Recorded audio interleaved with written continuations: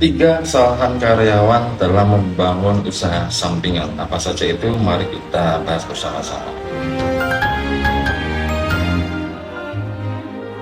Kesalahan pertama adalah modal dari pinjaman. Bisa pinjam saudara atau pinjam bank. Itu lebih parah lagi, teman-teman. Modal pada prinsipnya adalah suatu kapital atau uang yang harus kita siapkan dalam membangun bisnis. Jadi kita kalkulasi dulu bisnisnya kayak apa, membutuhkan modal berapa, itu yang kita siapkan. Dan seharusnya modal itu tidak dari uang pinjaman. Jadi kita harus berhemat, kita mengumpulkan sendiri dari hasil gaji kita sebagai karyawan sampai tercukupi, maka baru kita jalankan. Itu kesalahan pertama. Kesalahan kedua adalah laba dari hasil bisnis dipakai untuk kebutuhan sehari-hari atau untuk bayar angsuran. Itu fatal, teman-teman. Pada prinsipnya bisnis itu kan harus growth, harus meningkat. Oleh karena itu laba yang muncul itu seharusnya diputar agar bisnis itu semakin berkembang.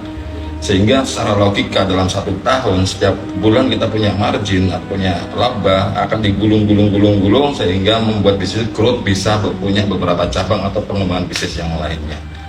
Dan kebanyakan karyawan hasil laba dipakai untuk kehidupan, dipakai untuk bayar angsuran, dan itu kurang bagus, teman-teman.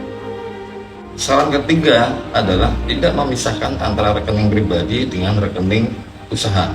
Kenapa? Itu penting sekali sebenarnya, teman-teman.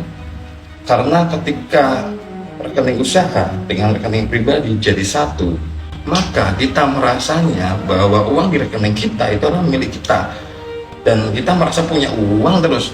Kalau kita mau jalan-jalan sama anak istri, terkadang beli-beli yang hal yang nggak penting karena melihat kita saldo kita banyak, padahal saldo itu adalah saldo bisnis yang tercampur di rekening pribadi. Seharusnya bisa, kalau semisal di saldo saya hanya muncul 100.000, ya udah saya keluar sama anak istri paling jajan apa, cilor atau apa yang murah-murah aja, tidak masuk ke Starbucks, tidak masuk ke KFC.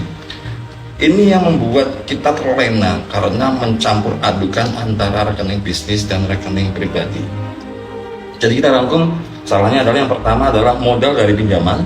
Yang kedua adalah modal dipakai untuk kebutuhan sehari-hari atau untuk bayar angsuran. Dan yang ketiga, tidak memisahkan antara rekening pribadi dan rekening usaha.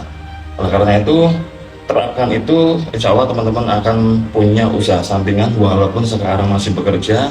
Dan saya yakin usaha itu akan growth, berkembang, dan bisa menjadi usaha utama sehingga kita bisa keluar dari pekerjaan dan menjadi bisnis owner. Tetap semangat.